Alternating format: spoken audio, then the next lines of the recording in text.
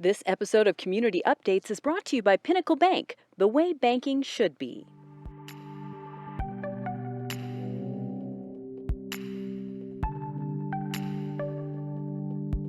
Yellowstone and its east entrance are of vital importance to Park County, both culturally and financially. This year, due to the restricted travel guidelines as well as the social distancing that's in effect in order to address the coronavirus pandemic, the opening of the park is being delayed this year. Mike Keller is the general manager of Yellowstone National Park Lodges, operated by Xanterra Parks and Resorts. He says they've been working with the National Park Service and other agencies to formulate a plan to safely open their doors beginning June 15th. What sorts of conversations have you all been having at Xanterra about what's going to happen this summer? And it's really, there's so many partners involved within a park like Yellowstone National Park, working closely with the National Park Service, working closely with public and county health officials, not only in Wyoming, but also in Montana. We have park in Gallatin County in Montana. We have park in Teton County in Wyoming. And then, of course, our internal conversations with ourselves, our corporate office. But, really trying to create a plan that's around visitor and employee safety. That's first and foremost here in this whole area. We're a big national park that brings in a lot of visitors. But when you look at our community and our region, we have very limited resource. So trying to make sure that as we bring people in, we're doing smart and safe practices to ensure that we don't tax and overburden those resources around us. What is your current staffing situation, and what are you looking at coming into the season? Okay, so for right now, we had an announcement that came out a few days ago that's talking around really kind of focusing on a mid-June opening for Yellowstone.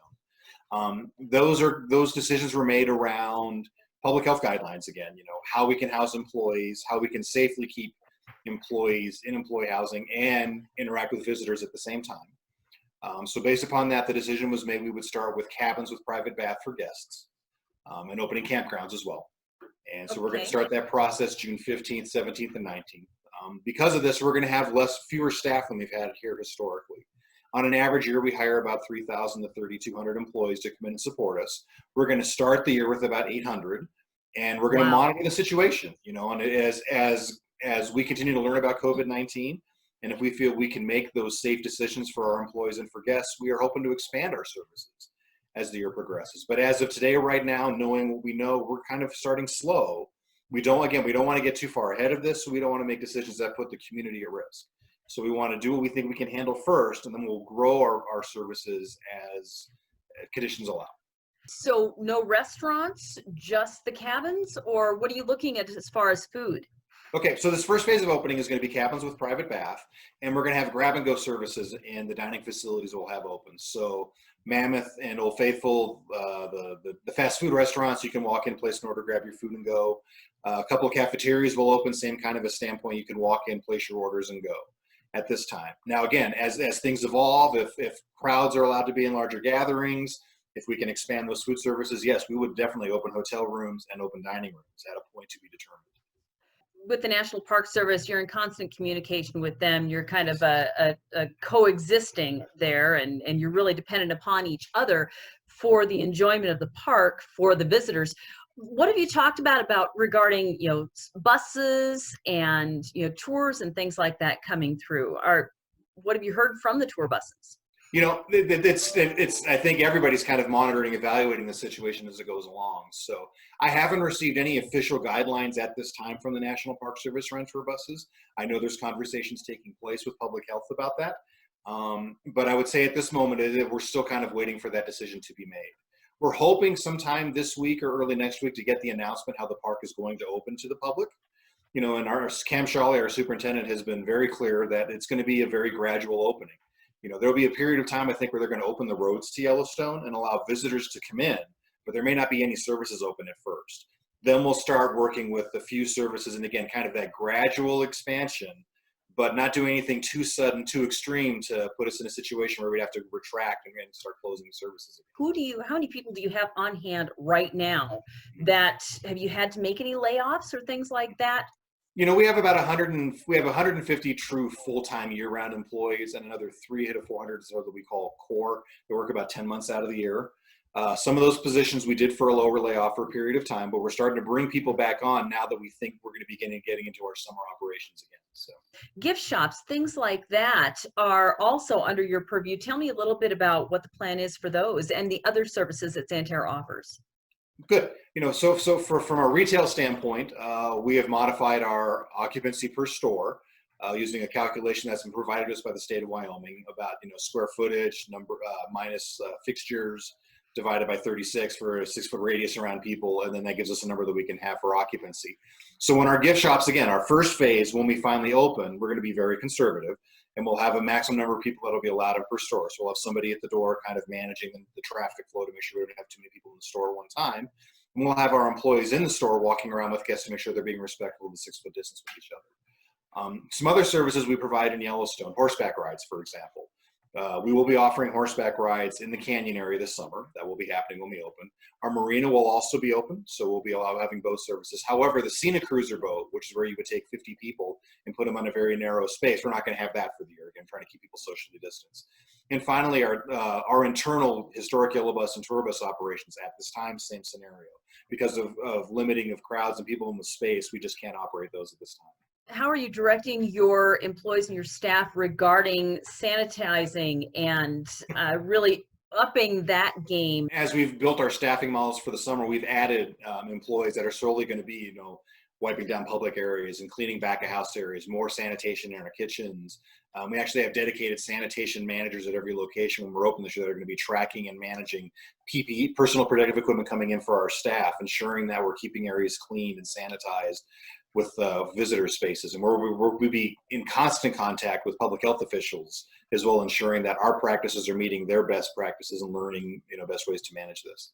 Are you going to have opportunities, or does the Park Service have something in place to where the nurses stations or medical stations or things like that will be there to help people if they start feeling sick?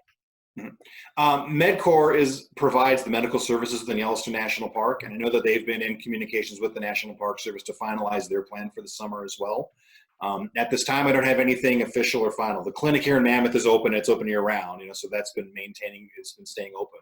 I don't know what I could say about the internal services right now, but I know that it's being evaluated and the plan is being put together.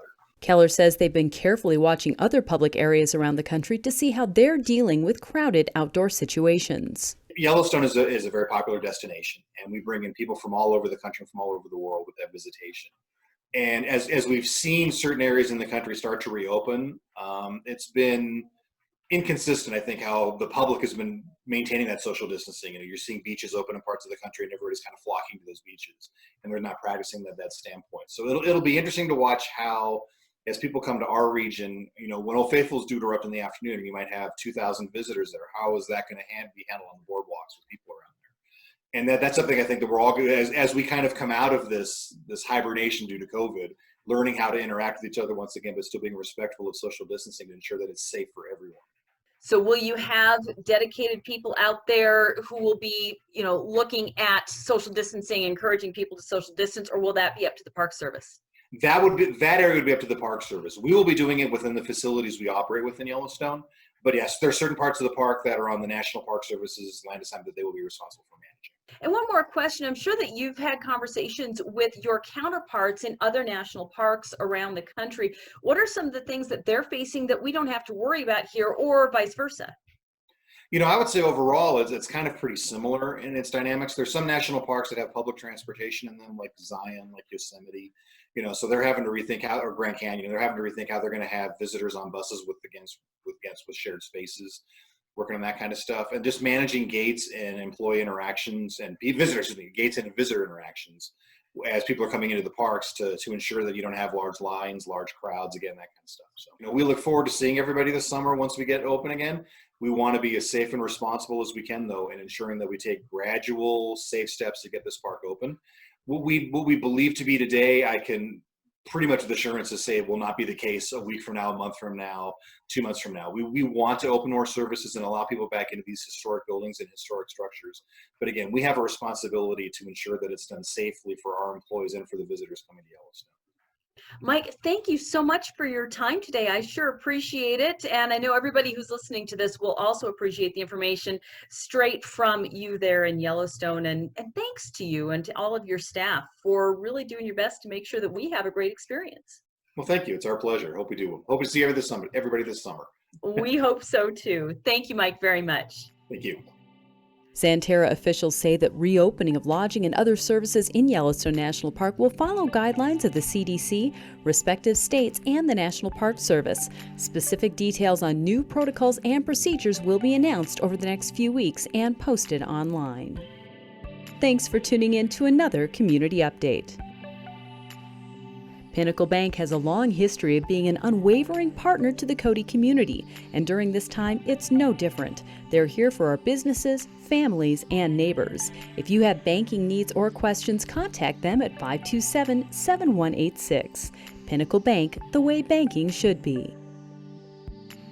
If your business would be interested in sponsoring these conversations with local community leaders, please contact me at 307-899-2799 or email me, wendy@wanderwyoming.com.